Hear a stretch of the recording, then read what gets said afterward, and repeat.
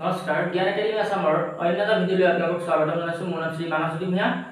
আহকচোন আমি আজি ভিডিঅটো আৰম্ভ কৰোঁ। ক্লাস 10 ৰ অনুশীলন 4.2 3 নম্বৰ অংকটো কি কৈছে,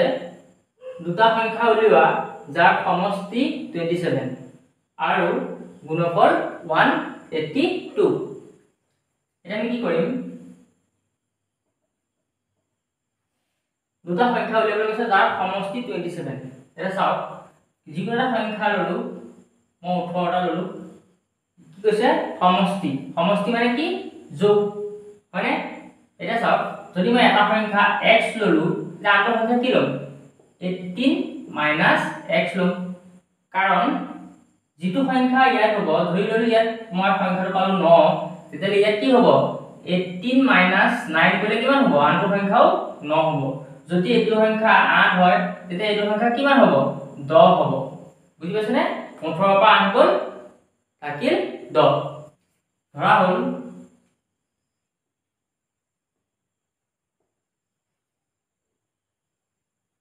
সংখ্যা দুটা x আৰু কি হ'ব 27 মাইনাস x। এটা সংখ্যা যদি x হয়, আনটো সংখ্যা কি হ'ব 27 মাইনাস x। আৰু কি কৈছে সিহঁতৰ গুণফল 182। প্ৰশ্নমতে কি কৈছে, গুণফল বুলি কৈছে নাই, আমি কি কৰিম পূৰণ কৰি দিম।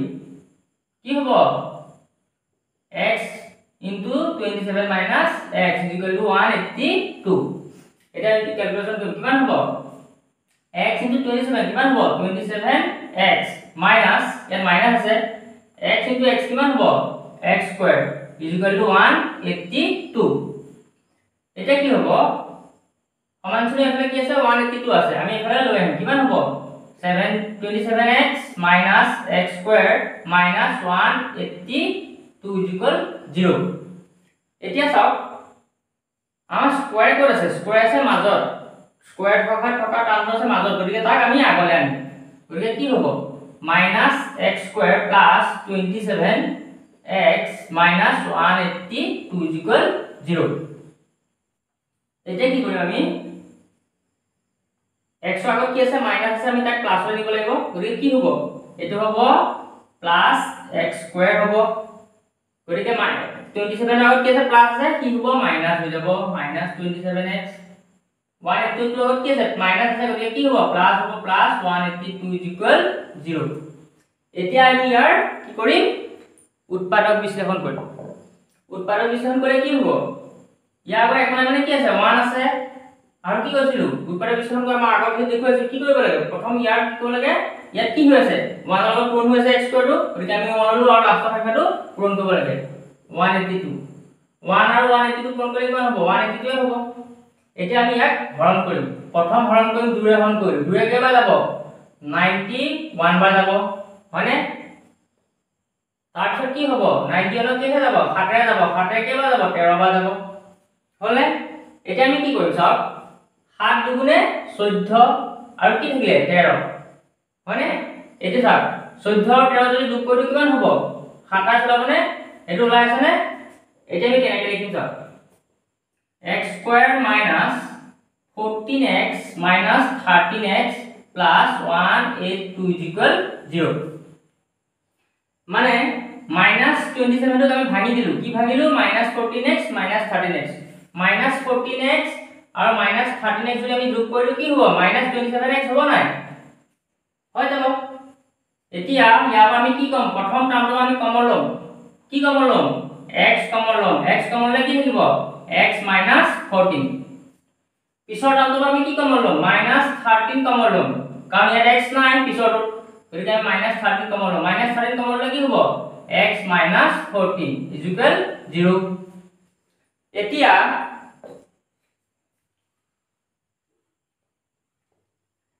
আমি কি কৰিম, এই টাৰ্মটো আৰু এই টাৰ্মটো কি কমন আছে x minus 14 কমন আছে, থাকিল কি x minus 13 থাকিলে, হয়নে? এতিয়া আমি কি কৰিম আইডাৰ কৰিম, আইডাৰ x minus 14 is equal to 0 এটাকে x is equal to 14 और কৰিম और কি আছে x minus 13 is equal to 0 x is equal কিমান হ'ব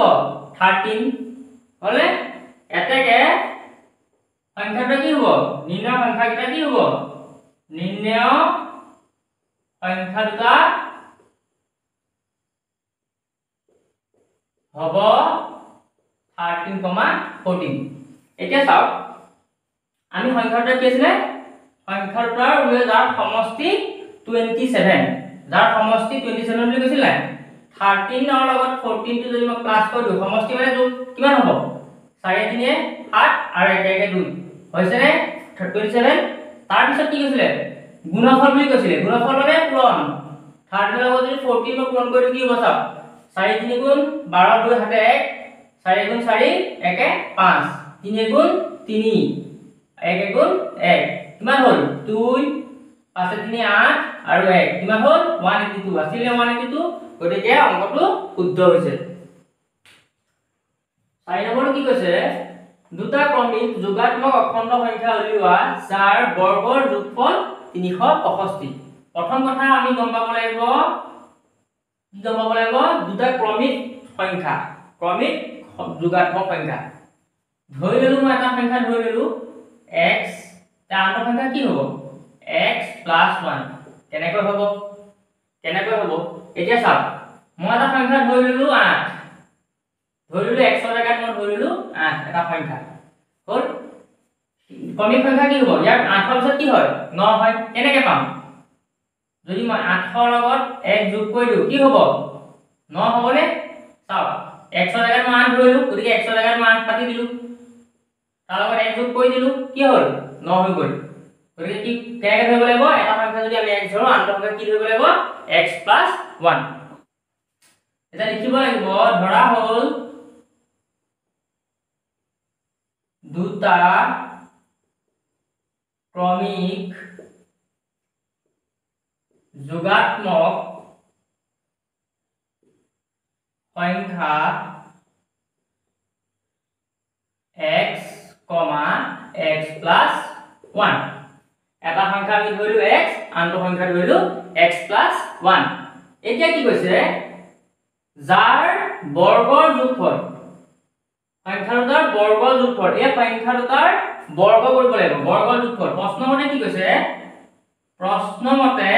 কৈছে সংখ্যা কিটা বৰ্গ কৰিব লাগিব আৰু হেতৰ যোগফল কৰিলে কি পাম 365 পাম সংখ্যা কিটা কি আছিল এটা সংখ্যা x আছিল আনটো সংখ্যা কি আছিল x + 1 আৰু কি কৈছে যোগ কৰিবলৈ কৈছে আমি যোগ কৰিলো আৰু কৈছে বৰ্গ কৰিবলৈ কৈছে আমি বৰ্গ কৰিলো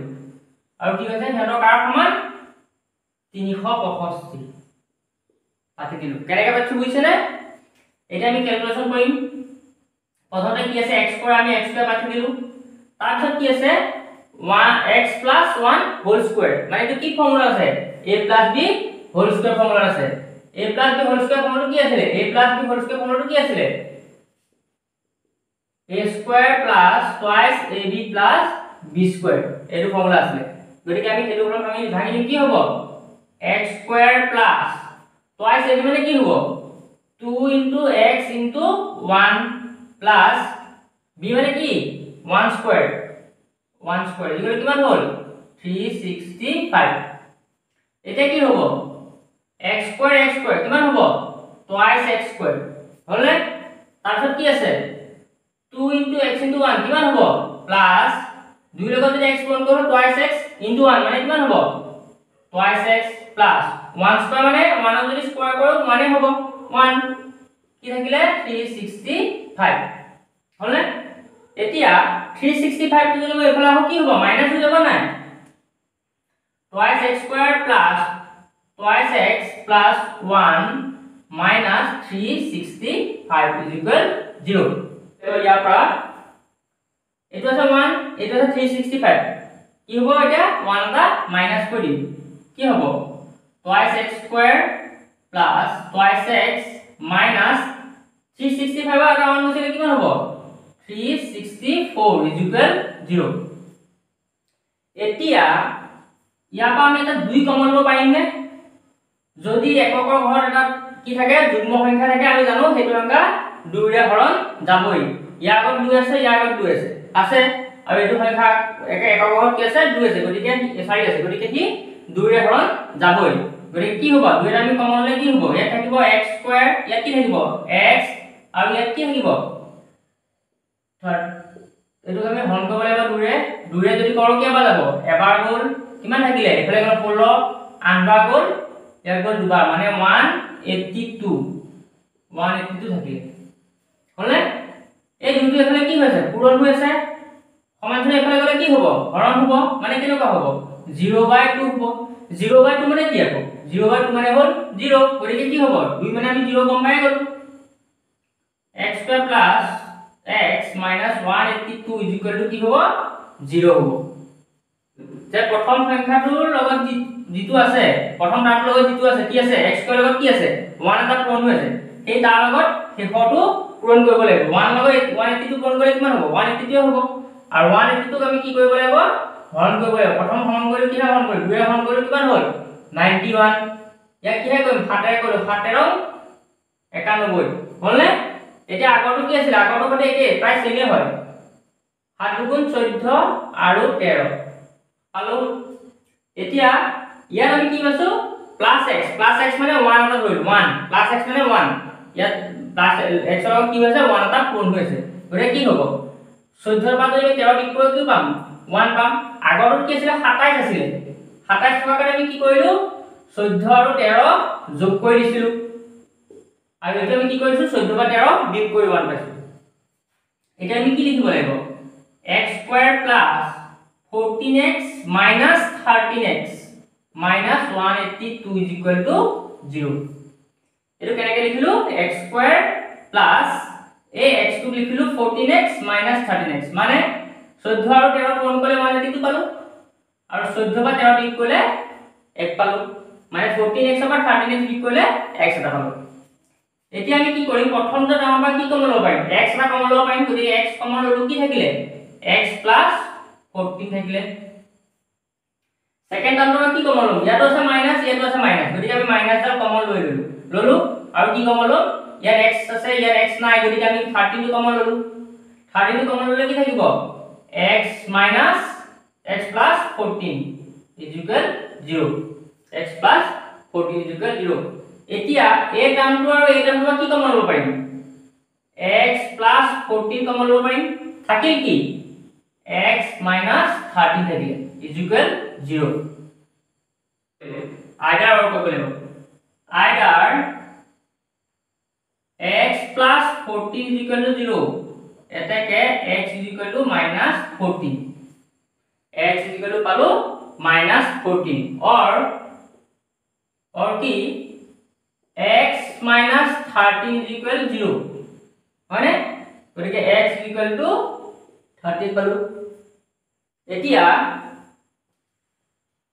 আমি এটা সংখ্যা কি পালো minus 14 পালো এটা সংখ্যা পালো 13 14 টো কি হ'ব অসম্ভৱ হ'ব অসম্ভৱ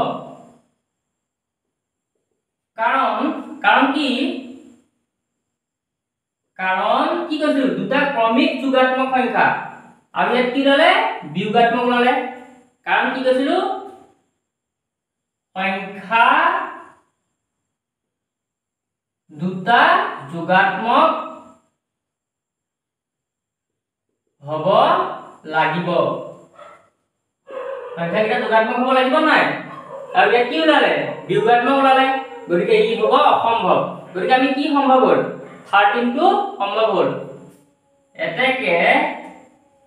এটা সংখ্যা কিমান হ'ল 13 আনটো সংখ্যা কিমান হ'ল আনটো সংখ্যা হ'ব কিমান 13 + 1 হ'ব 14 এটা সংখ্যা পালো আমি 13 আনটো সংখ্যা পালো 14 এইটো হ'ল ইয়াৰ এনসাৰ